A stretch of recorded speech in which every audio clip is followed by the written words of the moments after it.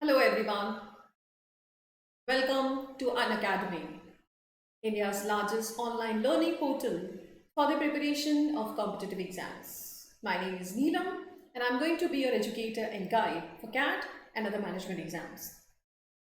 After CAT, we have started focusing on other exams which are happening this month as well as next month. One of the prominent exams which is happening this month is SNAP, which is conducted for the admissions to Symbiosis affiliated colleges. This year, SNAP is going to happen 3 times, once in December and twice in January. So those of you who are taking exam on 20th of December or who are going to have first attempt on 20th of December need to be clear with the structure and the pattern of SNAP, as there are some new changes which have been brought in by Symbiosis in the exam pattern. So you need to be aware with the exam pattern as well as with the kind of questions which appeared in recent year SNAP. In today's session, so I'm going to talk about pattern as well as the questions which appeared in 2018 SNAP paper. We do not have access to 2019 paper, so I have picked up this paper and I have incorporated all the varieties of questions so that you have a fair idea about what you can expect from this year's SNAP. That is what is today's objective, right? So let's begin with today's session. Before that, let me give you a brief introduction of myself. My name is Neelam Malkani and I possess around 12 years of experience of test preparation industry and have trained students of CAT, GRE, GMAT, SAT, IELTS and TOEFL. I also designed the assessment papers of English and reasoning for different competitive exams. I did this for professional bodies as well as for governing bodies of different states which were conducting these exams. I also served as an examiner of English for an international organization, for which I assessed the proficiency of English of those candidates who were taking that international exam. Recently, I have authored a comprehensive book of English for the preparation of competitive exams. The book is written in both Hindi and English and is available on Amazon. That's all about myself. The video is brought to you by Unacademy. Let me take you to its portal and tell you step by step how you can start your preparation and prepare for your exam. The first step is going to be you have to install the Unacademy Learning app. You have to go in the Play Store of your mobile phone and Unacademy Learning app. You have to install this app. Once you fill in all the details, you will be shown 3 major offerings in the portal. First is Plus, free courses and special classes. Now, you may ask or you may think that since all the classes are freely available on YouTube, then why I need to install this app? What is the whole idea or what is the whole point of having this app in my mobile phone? Now with this application, you will have access to the free courses and special classes which are organized and conducted by educators. These specific classes are dedicated to a specific course or concept which is relevant to the preparation of that specific exam. Other than these classes, you will also have access to the quizzes which are periodically conducted by these educators and the free test. So free tests which are based on the pattern of the exam that you are going to take up further will give you the fair idea about your proficiency in different areas. So free test, quizzes and the courses. All these features you can avail if you have this app in your mobile phone or in your laptop. Alright, all you need to do is if you are first time installing this app, in order to unlock these courses, you have to type code NEELAM. With that referral code, you will have access, unlimited access to all these classes and courses. But if you want to go further and subscribe to the course through which you will have access to more live classes. You have to subscribe to CAT course, right? So under plus category, you will be shown different courses. Whichever program you are targeting, you have to go further with that. When you go further, you will be shown different features that you are going to avail once you subscribe to it. Different features such as 30 hours of live sessions every day. So that's the liberty you enjoy with India's largest online learning platform. 30 hours of live session, that means as per your convenient time and as per your availability. You can choose the time of your sessions. You can be part of multiple courses. You can be part of multiple batches. So as per your suitability, you can attend your classes. You can also choose the educator as per your preference. So whoever educator you like, whoever educator you feel is eligible or qualified to guide you, you can attend those educators' classes with you. So that is the freedom you enjoy with this amazing platform. With that, all the courses which are delivered by educators are well structured, well designed, which have fine balance of conceptual clarity and testing and solutions, so that you are prepared well for your targeted exam. These educators are experienced, qualified, and have been training and guiding students in their respective domains. And every month you see a new course being launched on Unacademy portal. So nothing is there that you miss for your exam. After you are satisfied with all the features, you can go further and see the different models of subscription that have been devised by Unacademy to suit your plan of the preparation. If you are going for 1 month, or if you want to enroll yourself for crash course, you can pay for 1 month course. That's going to be 3,500 rupees. But if you're targeting 2021 CAT, you have to pay 17,500 for yearly subscription. Right? So as per your plan of the preparation of this exam, you can choose the model of subscription. Now, whichever plan you decide to go with, if you want further 10% discount, you have to type code NEELA. With that referral code, you will be eligible to get 10% for the discount. Your fee is going to come down to 3,150 and 15,750 for a year. If you bring it down to 12 months yearly subscription, then the fee is going to be very economical for a month. Best in the industry and very affordable. Right? So if you go for 1 month 1 year subscription, the fee is going to be 15,750. So this is all about Unacademy, different plans, features, and the fee structure. All right. So you should not. What are you waiting for now? Basically, what you need to do is download this app in your mobile phone, see some classes, attend some special classes, free classes.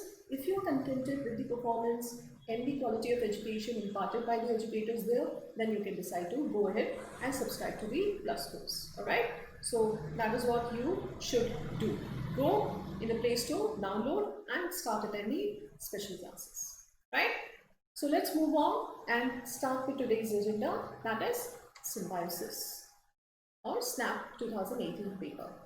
So Symbiosis International University, which has as many as 18 colleges, this exam is going to be accepted by all these colleges. And this year, the exam is going to be conducted for 3 years, 3 times, right? So once in December, that is 20th of December, twice next month, that is 6th January or 20th of January. Alright, so you have enough time to plan your preparation, you have enough time to practice so that you are prepared well for this exam. This exam is fairly easy, right? And the difficulty level is very low to moderate, I would say. Some of the parts are difficult, but major proportion of the paper is very moderate, right? So those of you who are targeting colleges like SIBM Pune or SC Majority, these top 2 colleges, and there are top 5 colleges as well, 3 more colleges that you can name and you can categorize as top 5 colleges of SNAP. If you're targeting these colleges, you should score very well, because this is an easy exam. The cutoff is usually high, right? So if you're targeting these 5 colleges of SNAP or Symbiosis, you should target very high score in Snap. And believe me, it's not a very difficult thing to do, right? As long as your strategy is in place and you practice adequately, you can easily score well in Snap. Now let's start with Snap pattern. As I said, this year the Snap pattern has changed. Now it's going to be 1 hour exam. That means your time management has become all the more crucial. So Snap pattern is going to be the point of discussion today. Discussion of questions 2018, which area to focus and which question to skip. If that appears in your exam, which question you should skip. That is what are the key discussion points in today's session. So let's talk about pattern first. As I said, the exam pattern has changed this year. Earlier, till 2019, there were 35 questions in verbal ability, but this year, the number of questions has reduced to 15. So the weightage of verbal ability has been reduced. Verbal ability, which is actually inclusive of general English, RC, verbal ability, and verbal reasoning. Snap actually tests all these abilities under one section, that is English. So all these set of questions will be tested under verbal ability, and it will have only 15 questions. Each question will carry 1 mark, that means 15 marks for verbal ability.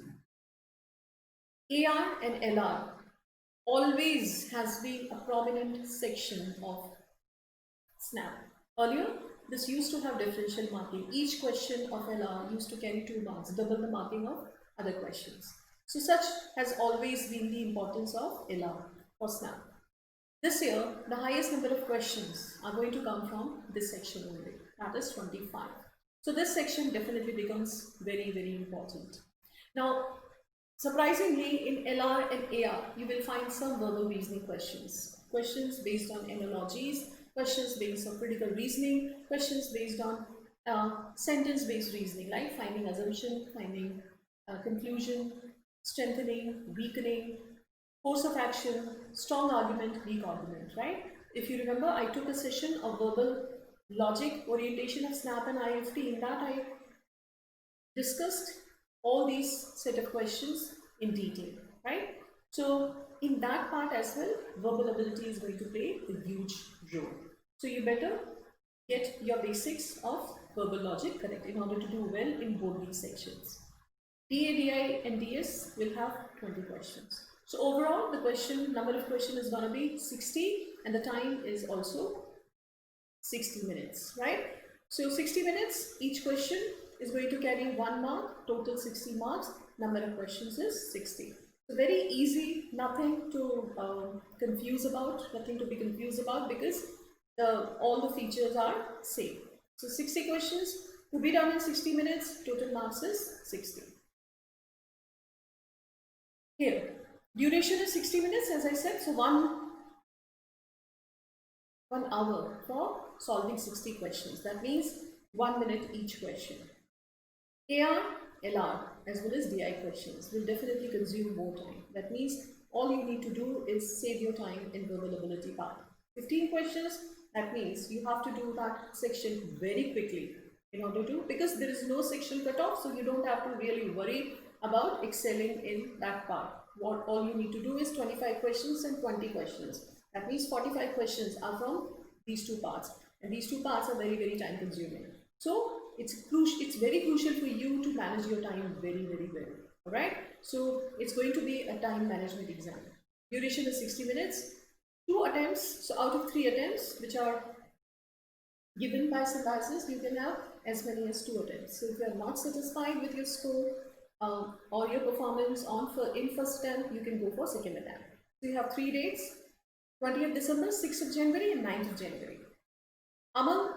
Between these 2 attempts, your highest score will be considered by the university to shortlist you, right? So your highest score will be taken up.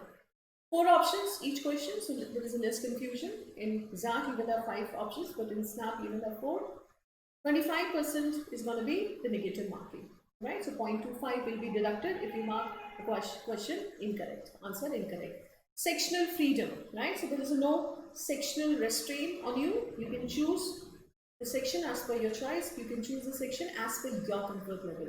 So if you are comfortable with verbal ability, you want to do away with verbal ability, my devoting your 10 minutes time on that, and then you can focus, you want to pay undivided focus on rest 2 sections, you can do with that, right? So that's how the section freedom is given to you. Unlike CAT, which did not give you section freedom, you are supposed to start with verbal ability and the other section will come in that order only. Here section freedom is given. No sectional cutoff. Symbiosis has never had the idea of section cutoff, except one college, the top colleges. No other college sees your section cutoff. So this year as well, the section cutoff is not going to be there. Alright? So whichever section you are good at, you can maximize your score from that, and then you can balance it out by scoring in other parts. Right? Again, you have to maximize your score because the cutoff is going to be very high since it's a very easy to moderate exam. That means you have to perform equally well in all 3 sections, right? If you do all the questions of LR, 25 questions, and you spend 40 minutes out of 60 minutes there, that's definitely not a wise thing to do, because ultimately in 20 minutes you won't be able to do DIDS question and verbal ability question. So extremely crucial is your time management here, right? So no sectional cutoff is there just to relieve you, just to give you a sigh of relief so that you don't have to exert any pressure on you. At the same time, in order to maximize your score, you have to perform equally well in all 3 sections. No differential marking as it used to be there in SNAP. Now it has been done away with, the new pattern. There is no differential marking. Each question carries each equal weightage. Alright, so you don't have to worry about performing well in LR or DIDS. Each question is going to carry equal mark.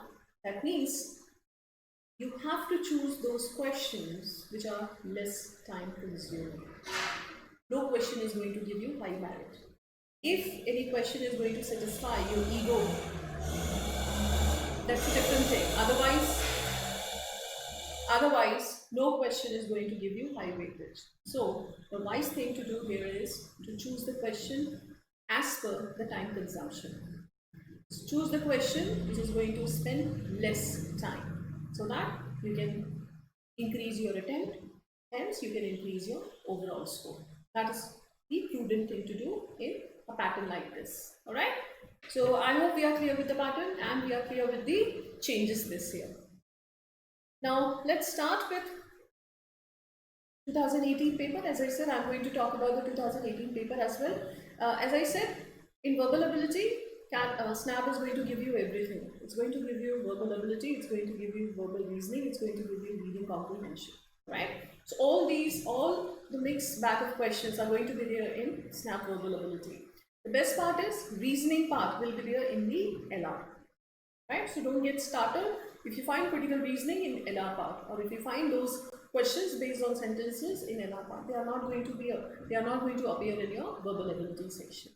This is basically testing your English usage. All right. So let's start with 2018 paper, and I'll also give you sectional breakup. That means how many questions appeared from grammar, how many questions were there from vocabulary, so that you understand their importance, relative importance, and you also understand SNAP's inclination towards these 2 parts of verbal ability.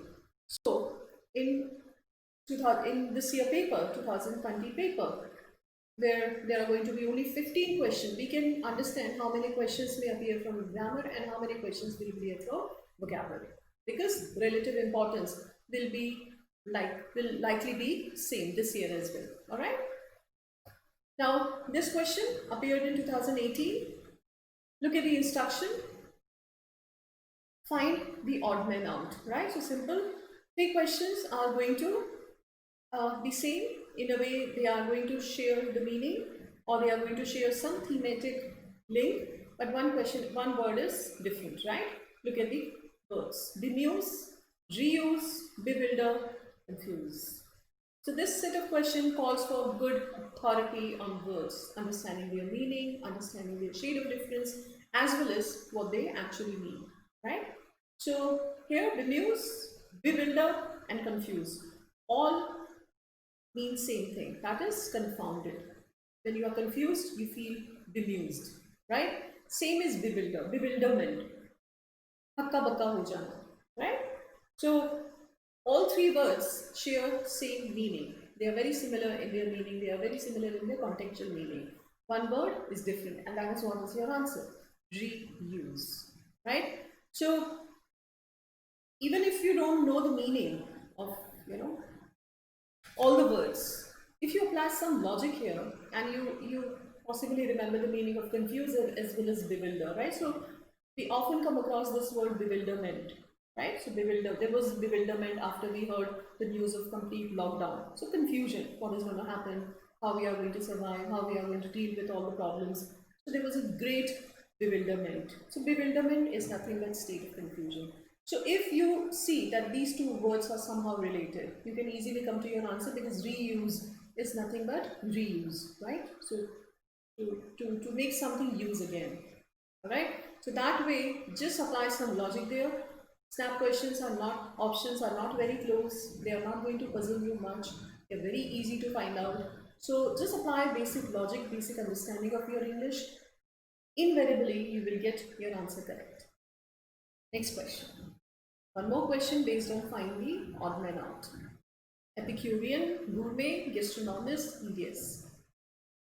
Now, in my sessions, which I have been taking on this channel in this time slot, I have been stressing the importance of Norman Lewis' book for vocabulary building. Right? Bearing some chapters in that book, which are based on doctors and, you know, medical terminology, other chapters are very useful. They have been hugely instrumental in building vocabulary of those aspirants who prepare for competitive exams. So normally, all these words have been taken from that book only.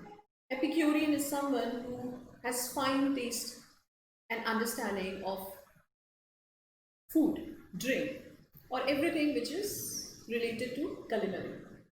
And somebody who has keen sense of understanding of art, music, and other, you know, domains of art.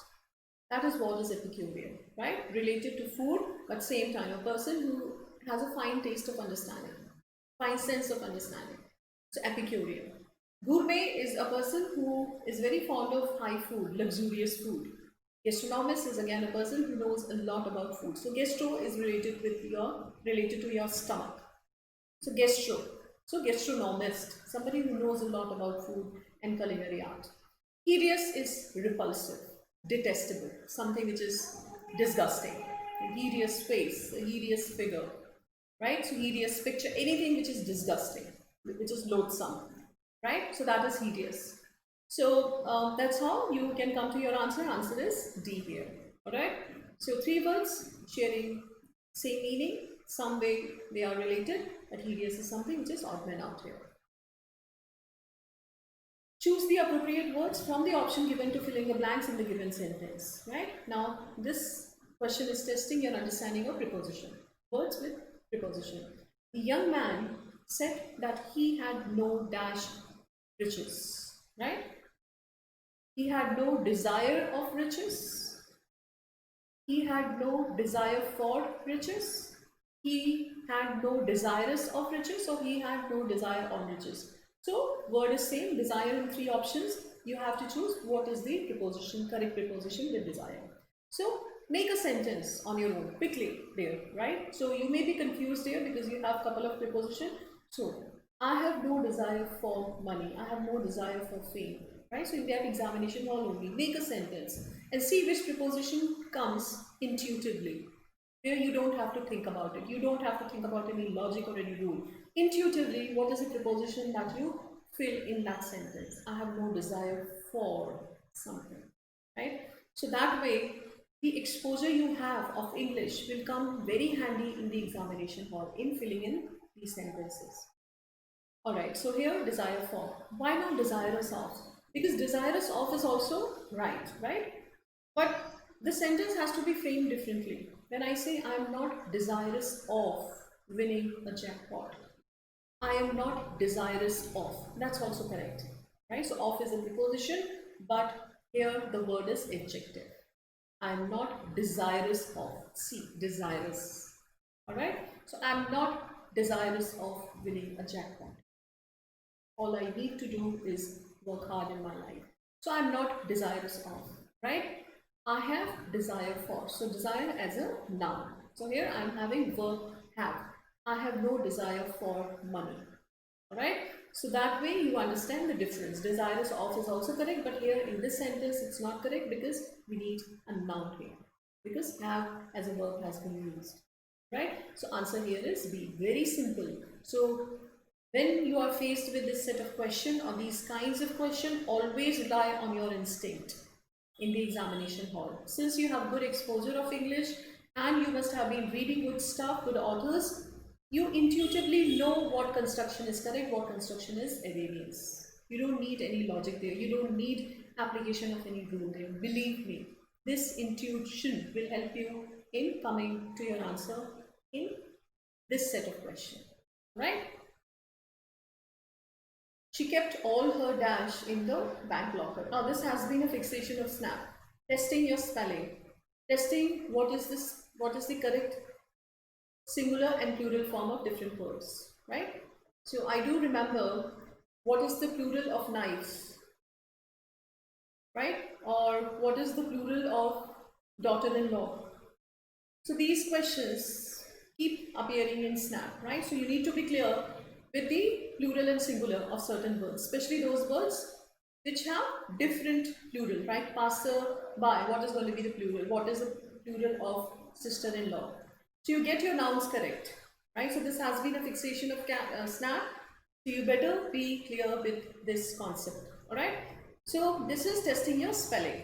She kept all her dash in the bank locker. So jewelry, what is the correct spelling of jewelry? I hope you all know that because it's very simple. Double L is going to be the answer. Double L is there in two options, C and D, but there D is omitting E. Jewelry is Jewellery. Right? So forms of words, right? So is, the meaning is definitely important. Meaning, their usage is definitely important. But spelling actually tests your forms, right? So how clearly you remember the forms of these words. Forms means how they appear, how they are spelled. So jewelry is going to be the correct answer here for C. Now please remember, jewelry is the kind of noun which is never made plural. Now this is also another area which is frequently tested by SNAP. Which part can be made plural, or which noun can be made plural, or which noun is uncountable. Jewelry is the kind of noun which is uncountable. So in Hindi, we may say gehne hai. So gehne is plural, gehna is singular, gehne is plural. But gehna is not translated as jewelry here, right? Jewelry is uncountable noun. So don't confuse just because this equivalent of this word in Hindi is plural. Jewelry is uncountable. If you want to say plural of this, you will have to say, if you want to make plural of this word, you will have to use pieces of jewelry, items of jewelry, right? So I have 4 diamond rings. So that's fine because rings is plural. Rings is countable, right? But you can't say I have 4 diamond rings as my jewelries. That's incorrect, right? So jewelry will be jewelry in singular and plural because that is uncountable. Some more nouns similar to jewelry are, which are always uncountable, are advice, information, machinery, stationery, scenery, equipment, right? So I remember these nouns which are always uncountable. So they will never be pluralized. You cannot make them plural. You will have to add some word before it to make plural, right? I need some items of advice from you. Alright? So advices is going to be incorrect. Now this is conditional.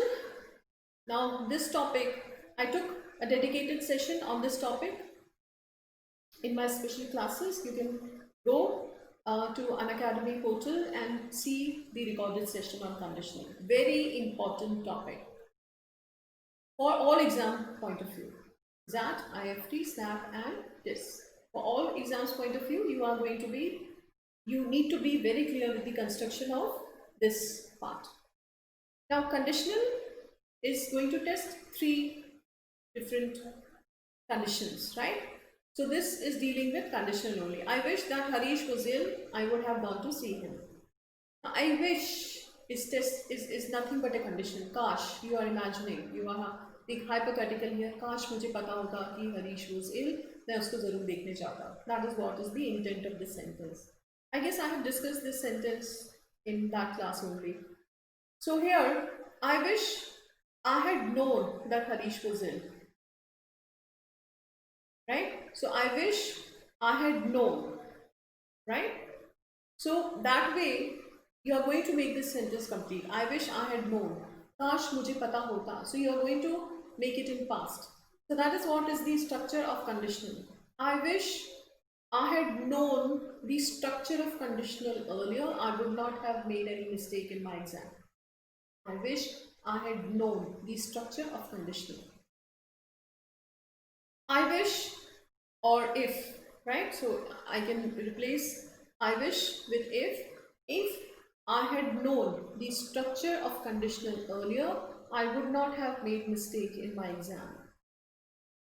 Alright? So that way you can make the sentence in conditional past. Had, third form of verb, would have, and third form of verb. So there is complete lecture on conditional. Please go in special classes and watch that. One more question on vocabulary. Ni kalpa. So in IFT and SNAP, you will find questions coming on the basis of foreign phrases, foreign words, which have been taken from Greek, French, Latin, or German language, right? So some phrases which have gained currency in English as well, and which are widely used by English speakers in communication, writing, as well as in speaking. Those phrases have been picked up by these exams, right? So ni kalpa. So if you have some idea about this root, kalp is always for crime, alright? So culpable homicide, culprit, inculpable homicide, right? Or exculpate, inculpate. All these words related to this root. Culp is for crime.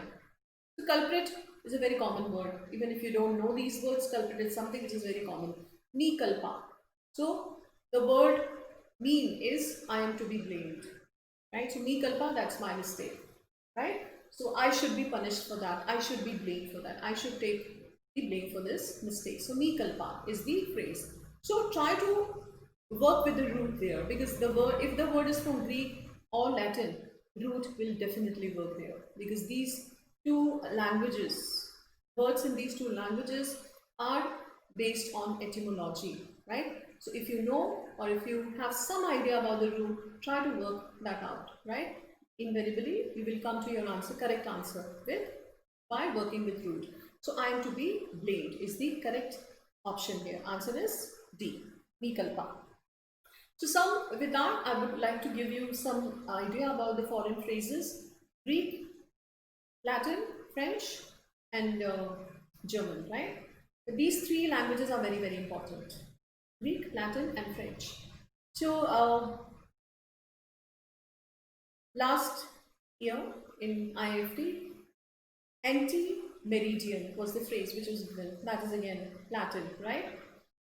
One of these years, faux pas. It's a French word for mistakes, small blunders, small mistake, social blunder basically. So that is faux pas. So that's a French word. And carte blanche. So that's another word. It's another word from French which is used for complete authority. C-A-R-T-E, carte blanche, B-L-A-N-C-H-E. So the pronunciation of French word is very typical. You need to be clear with the spelling as well. So carte blanche is complete authority, right? So these words or these phrases from these languages have appeared in these exams. So whichever module you have of vocabulary, you will see that these phrases must have been given there in migratory terms or foreign phrases, right? So in migratory phrases or foreign phrases, these words must have been given there. So for a brief period of time, since you have very limited time, what you can do is focus on Latin, Greek, and French phrases only. Select the pair that best expresses the relationship similar to that expressed in this pair. A turmoil and confusion is the pair. You have to choose the option which expresses same relationship. This is analogy vocabulary. Caustic, sarcastic, metamorphosis, transformation, assassination, murder, and chaos and disorder. You need to establish a relationship. Turmoil leads to confusion. That is the relationship. Whenever there is a turmoil, that leads to confusion. People do not know what to do. People do not know how to react or what step to be taken next. So confusion. Turmoil leads to confusion. So one is a cause, next is the effect. Same relationship is to be exhibited by your answer pair. Does caustic leads to sarcasm? Caustic leads to bitterness, right? Sarcasm can also be funny. Sarcasm can also be humorous, right? So caustic is not sarcastic. I mean, that's not the relationship.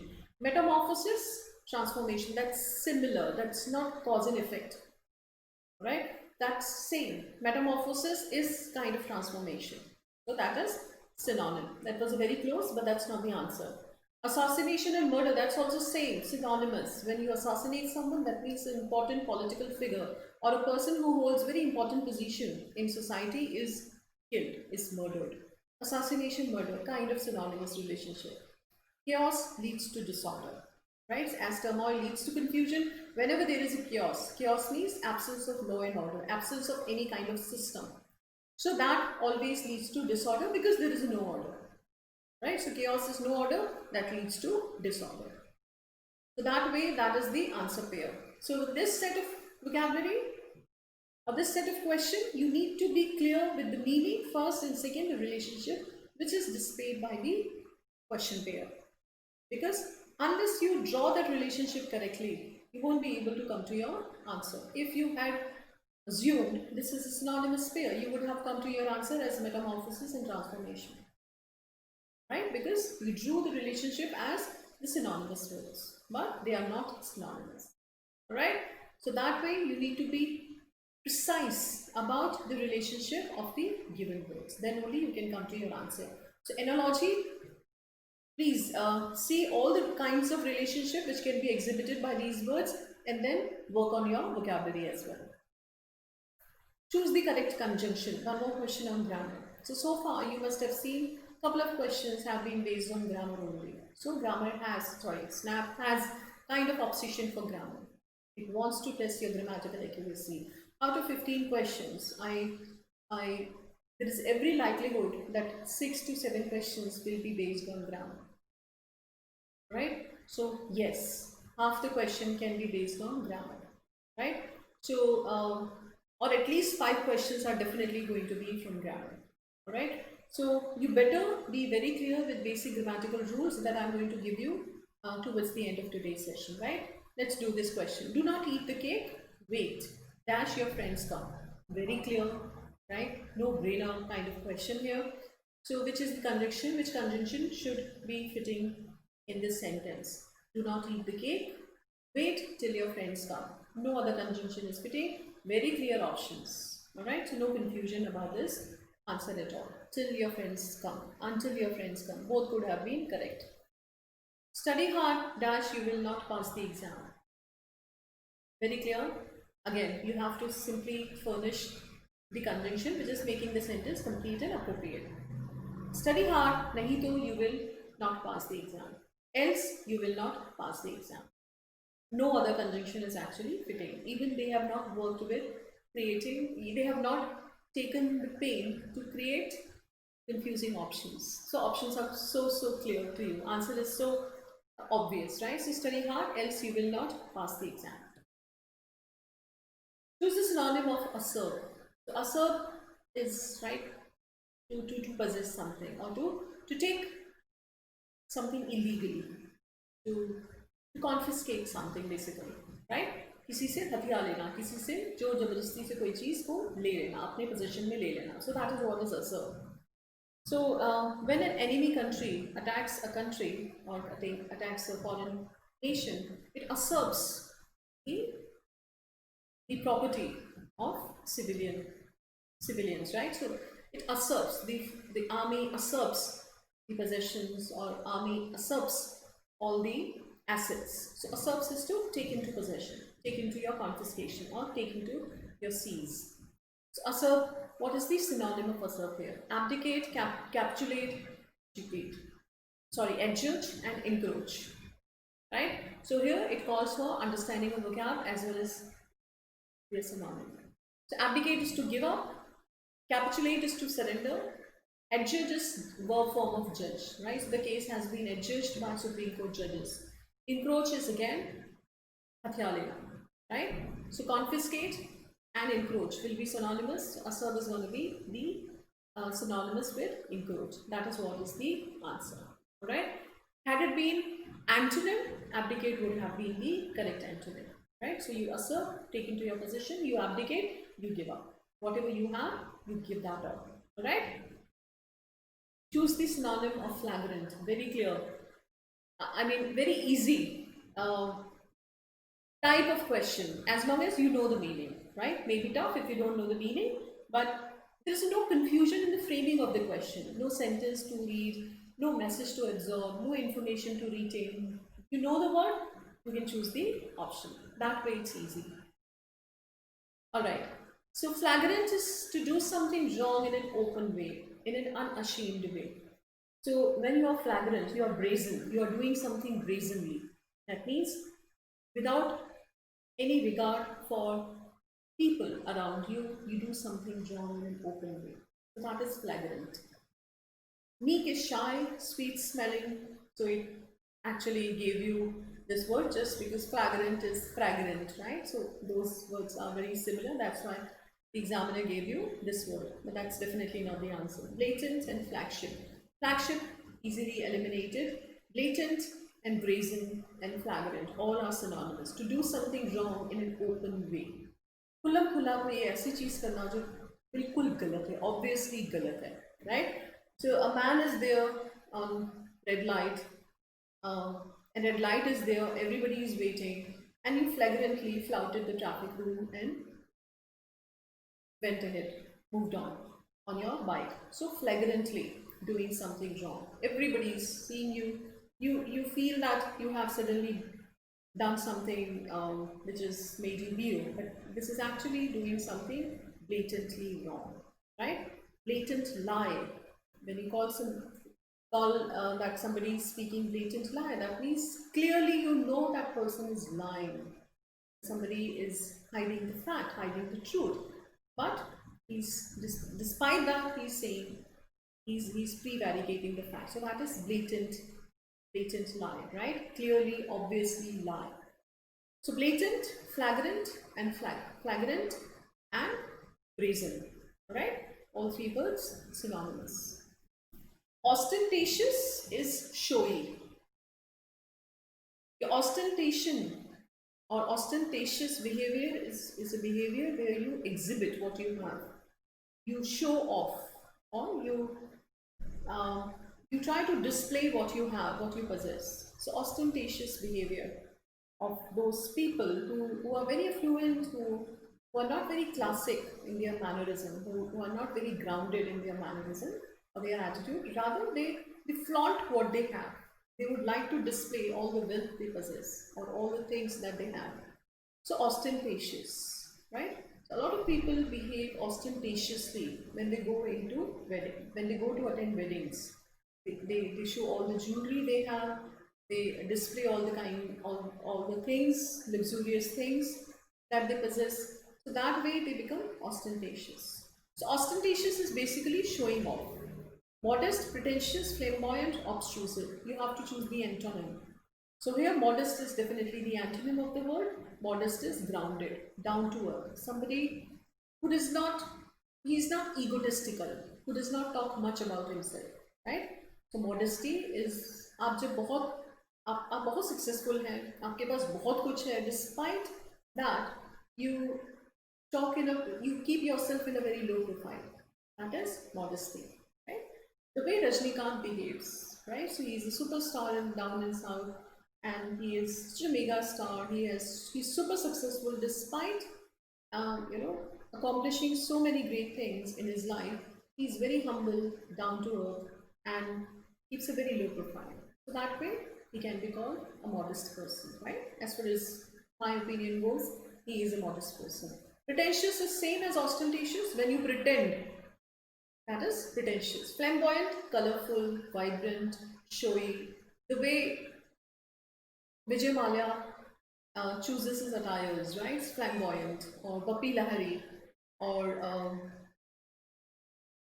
Richard Branson, the man who owns Virgin Atlantic Airline, right? So flamboyant. So flamboyance, showy, right? So you use a lot of colors. You are full of vibrant colors and flavor when you talk, when you attire, or when you present yourself. Obtrusive. Now this is a very interesting word. Obtrusive is to make yourself noticeable, right?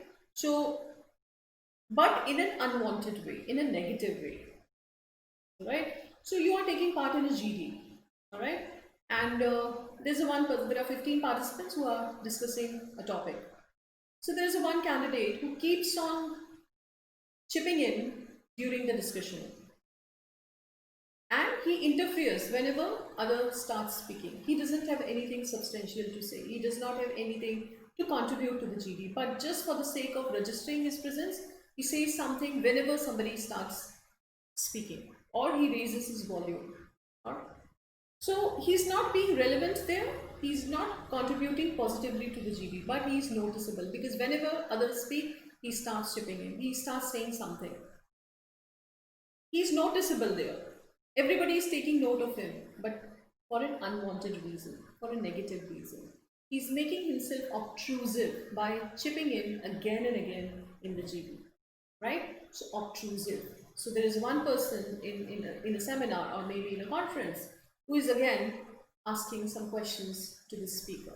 Speaker has not finished his lecture, the speaker has not finished his presentation, and he possibly has put up some time later on for question and answer. But this person keeps on asking questions. So everybody looks at him. This person is now noticeable. This person is suddenly conspicuous because he keeps on asking questions to the speaker.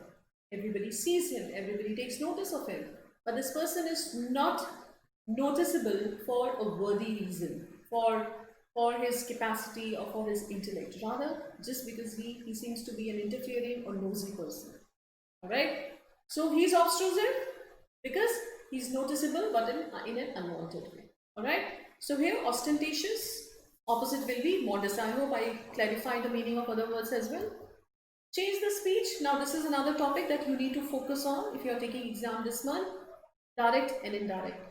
Consistently 2 questions have appeared. So when there was the number of questions was 35, 2 questions. If there are number of questions is 15, coming down to 15. Nonetheless, this topic has been consistent in SNAP. So if you do this, you will have confidence that if this appears, you will be able to do this. As long as your tenses are correct, as long as you have authority on tenses, direct and indirect speech is not going to be very difficult for you, right? So pick up any standard book.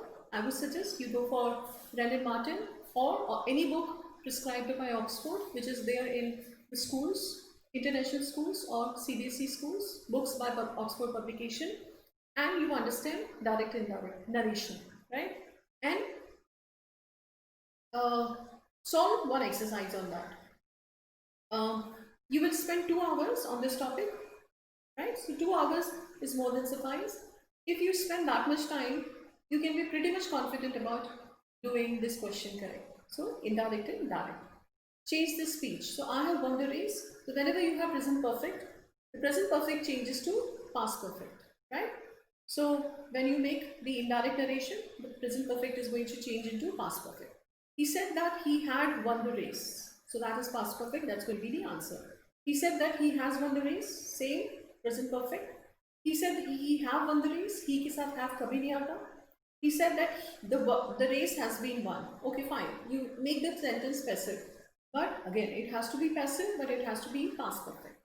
So D is also not the answer. Change the speech. One more question. Wait there till I get back, please, she told the boys. So here, this is going to be changed into past. She requested the boys to wait there till she would return. This is making future. Will is going to turn into future. Will is going to turn into would. She asked the boys to wait till I come back. I is not going to be used here, right? It's an indirect narration. She requested the boys to wait there till she got back. So this is second form. This could be the answer. She requested the boys to wait there till she comes back. So this is present. She got back is past because present is going to turn into past. So get back will be got back. Answer is C. Very clear and very easy to come to your answer too because you know the concept. All you need to do is apply the concept correctly. This is not going to take much of your time. So get your concept correct. I'm fully aware that my wife is one of those who is totally committed to the family and its well-being. Now, somehow I discussed this question earlier as well, possibly when I was talking about the grammar orientation of SNAP IFT. I picked up this question. Every year, you won't believe, but every year SNAP tests this concept. So be through with this concept of subject and verb agreement. I am fully aware that my wife is one of those. So one of those becomes your subject. Those. Who is totally committed. Now this verb is singular, whereas my subject is those. So the correct sentence has to be, I am fully aware that my wife is one of those who are totally committed to the family and its well-being. Your subject changes from my wife to those. So when I say CAT is one of those exams that are conducted by IIMs. CAT is one of those exams. Your subject is exams. Alright? India is one of those countries that are hugely diverse. Are because your subject is countries. India is one of those countries that are hugely diverse. Right? Unacademy is one of those portals. Now your subject is not Unacademy, your subject is portals.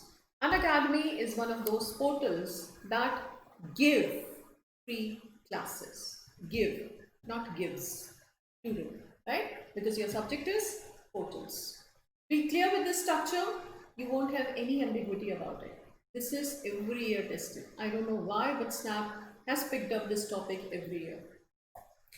He made me to wait for him while he changed his coat as it was cold. Right? So which part contains an error, which is the erroneous statement. He made me to wait is incorrect. So these are bare infinitive, right? These verbs are known as bare infinitive. So bare infinitive are those verbs which are not followed by to. They are infinitive, but they are not followed by to. That's why they are bare infinitive. He made me wait for him. He made me call him every day. He made him solve 50 questions every day. He made me wake up early in the morning. Make 2 to 3 sentences. The structure is going to be fixed in your mind. My mother makes me cook food every day. My father makes me read newspaper every day. My brother makes me drop him to college every day. Alright, so that way the structure is not the structure, the construction is going to be clear and you won't have any problem. Right? So made me do something. But when this structure is used in passive voice, to will be used. Okay? So when I say my mother makes me cook food every day, that's fine. But when I use passive, I am made to cook food every day. Now I am using to. Right? So passive, in passive structure, you will use to after made. I am made to make videos every day. I am made to take sessions every day. I am made to. Right? So that way to will come in passive. Alright? The writer was such severe, sorry, I'm so sorry. The winter was such severe that even water in the taps was frozen and this created a lot of inconvenience to everyone in the family. So very clearly you have to replace the underlined part. The winter was such severe. So such severe is not the correct expression. So severe is the correct expression. So that. So something that.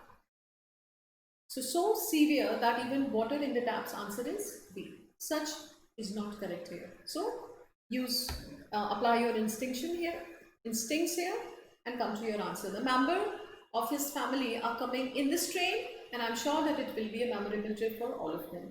In train. In this train is the incorrect preposition here, right? The members of his family are coming by this train. So by this train, because you are talking about other people. So by this train. You can have on for the train. I am on the train now. That means I am traveling by the train now. I am on the train. In train is never correct. On train is correct when you are traveling by a train. Right? So I'm on train now. So that way, that means you are in train. That means you are traveling by the train. For the following questions, answer them individually. Some words are given below. In which order should they be arranged to give an affirmative sentence so that the part of the day comes last? So you were given two clues here. One, the part of the day. That means evening should come at the end. Comes last, right? So that word should come last and you had to arrange the sentence here. It was very, very easy. As far as you are able to figure out the subject, V is the subject, and then you can easily type your answer. So this required you to type your answer. This year you are not going to face this set of questions. All the questions will have options. You don't have to type your answer, right? So it was very clear. It was sentence arrangement. This year as well, you may have this set of questions. Please practice these varieties of sentence arrangement. They are also given in CBSE books, right? No other exam is going to give you this easy set of question. So you better practice from those books. They will give you fair practice for this. One more question for grammar. In a class, roll number 101 states that the plural of the word crisis is crisis. So I is replaced with E. Roll number 102 states that the plural is crises. And the roll number 103 states that the plural is crisis only. So the same, singular and plural are same. As I said, singular and plural. Again, obsession of snap. Right? So here, it actually devised a very imaginative way of asking the question in the roll number, in the form of roll number of student. You had to type in your answer, which roll number student answered correctly. So the crisis plural is CRISES, right? So that is going to be the plural of this. Answer is 101. So that way you had to type your answer. That is why this instruction was given. But as I said, no type in answer this year, but singular plural, very important part. There are 4 boards in a business school which have displayed the meaning of the term. That means a process in which an independent person makes an official decision that ends a legal disagreement without the need for it to be solved in court. A definition of a word is given. And there are 4 words. 4 different spelling of the same word. Board 1 said arbitration, and then different spelling of the same word. 4th is arbitration, and all the spellings are incorrect. So what you need to choose here is the correct spelling of the word, because the definition is given, which word suits here. Now arbitration is the correct word here, and the spelling is first ARBTRATION, arbitration. Now arbitrator is the person who settles dispute between 2 warring parties or 2 warring nations. Arbitrator. So arbitrator is the person who adjudges between 2 disputing parties. So arbitrator is a person who is appointed by a court sometime, right? So if arbitrator succeeds in kind of mediating between 2 warring parties, the parties do not approach the court later on. The dispute is settled by the arbitrator. So that way, arbitrator is the person and arbitrate is the act of doing it. Now arbitration will be the noun for that, right? Arbitrage is different thing. So confusing word, because they also appear in these exams. So arbitrage is selling or buying security. That the act of selling and buying security, currency in one country and selling in another country where the prices are high in order to earn from the difference of the price. That is arbitrage, right? So arbitrate, arbitrage and arbitrary. 3 words very similar. Arbitrary is unreasonable. arbitrary approach, so random, unreasonable. Arbitrary decision by referee. So arbitrary decision by referee means referee gave decision which was not fair, which was not acceptable. Arbitrary. So arbitrate, arbitrage, arbitrary. Three words, very similar. I hope you are clear with the meaning. Here the spelling is board 1. You also had to type this. Now this was, I took a session yesterday on idiom and phrases, right? So last year there was only one question based on idiom phrases. Four friends, 1, 2, 3, 4 are arguing on who is right in stating an English proverb. So an English proverb, so form of English proverb. As I said, not only the meaning of these phrases, but also the form, how these proverbs are framed, drafted, worded, should also be tested or may also be tested. So that way you need to clear about the arrangement. The proverb which is correct is third. A swarm in May is worth a load of hay. A swarm in June is worth a silver spoon, but a swarm in July is not worth a fly. So this is the correct proverb. So it's a proverb which is used by beekeepers in Europe or other countries, that the later in the year it is, the less time there will be for bees to collect pollen from flowers and blossom, right? So that is the whole meaning of this proverb, and the correct way this is presented is third. Now this was the passage, fairly doable passage, very easy passage, easy to go through, easy to understand, and easy to get your answers to. Now my advice for you for solving SNAP passages will be to look at questions first. If there is a passage out of 15 questions, there may be one passage followed by 4 to 5 questions, and 10 questions will be from vocabulary and grammar, 5 from vocabulary, 5 from grammar. That way it may be the distribution of the paper. If you go through the questions and then approach the paper, I'm sure you won't miss anything. The questions are very easy to find out, or the answers are very easy to find out, as long as you remember the content of those questions, right? So this much retaining you need to do during your exam in SNAP, for SNAP, right? So that way, if you are able to retain those 5 questions content, you will be able to figure out the message and you won't have to read entire passage. Now, very quickly, Associated Press said San Francisco, August. Google wants to know where you go so badly that it records your movement even when you explicitly tell it not to. So this much is fine.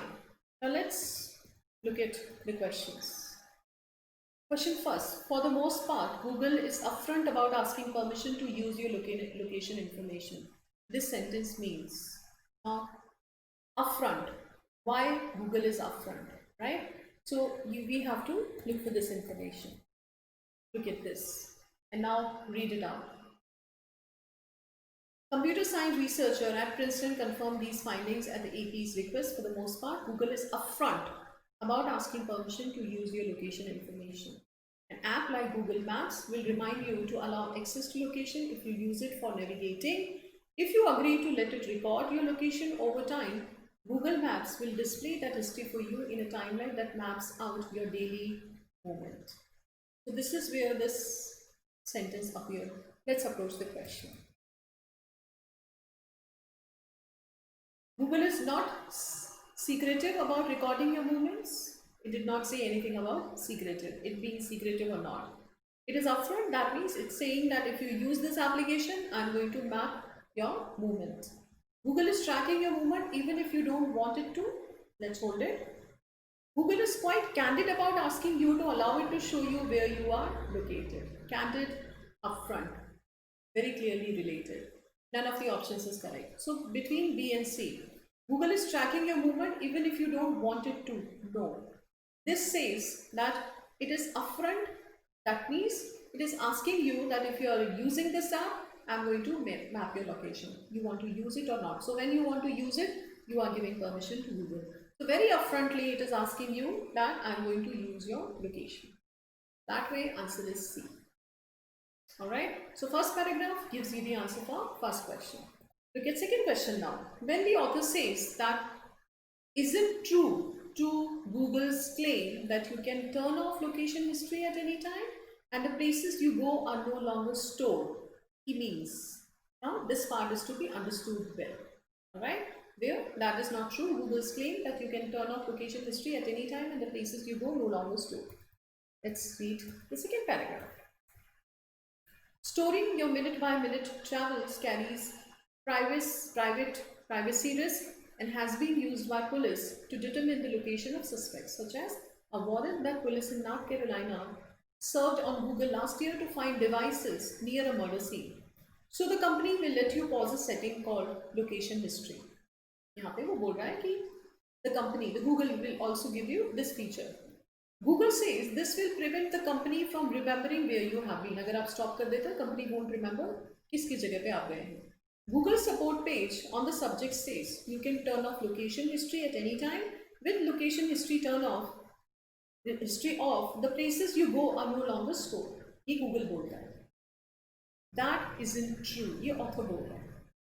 Even with location history paused, some Google apps automatically store time stamped location data without asking. ये author बोल रहा है कि अगर आप of कर देते हैं फिर भी कुछ ऐसे फीचर्स हैं, कुछ ऐप के कुछ ऐसे फीचर्स हैं जो आपकी लोकेशन को ट्रैक करते रहते हैं with stamped location data. For example, Google stores a snapshot of where you were, where you are when you merely open its map app. Automatically, daily weather updates on Android phone pinpoint roughly where you are. Let's approach the question. We have a fair idea what it means. Although the places are no longer stored, they automatically store time-stamped location data without asking. See, you got your answer. Let's verify by reading other options. Google asks permission every time it stores data? No, it does not ask permission for storing data. It asks permission for tracking your location. Google tracks your movement and tells you about it. No, the author is paranoid. So here it's very subjective, right? Author rejects that some apps still track your movement. Answer is A. The whole point that I want to make here is that you can go through the questions and still mark your answers, right? I'll give you one more example. How many users does the privacy issue affect? We have read 2 paragraphs so far. Let's go through the 3rd paragraph. Some searches that have nothing to do with location, like chocolate chip cookies or kids science kits, pinpoint your precise latitude and longitude, accurate to the square foot, and save it to the Google account. तो वो बता रहे कितना precisely आपके location को track करते हैं. The privacy issue affects some 2 billion users of device that run Google's Android operating software and hundreds of millions of worldwide iPhone users who rely on Google for maps or search. You got your answer here. How many people are affected? Very clearly. See? Right? It's kid stuff. It's not even as tough as the passages which appear in CBSE exams. 2 billion users and hundreds of millions of iPhone users.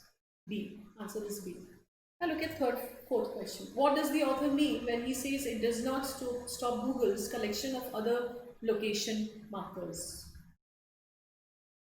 Let's start reading from where we left.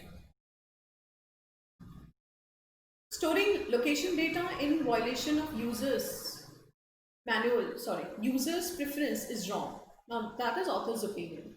Said Mayer, a Princeton computer scientist, a researcher from Mayer's lab, confirmed that AP's finding. The AP conducted its own test on several iPhones that found the same behavior. Right? Same.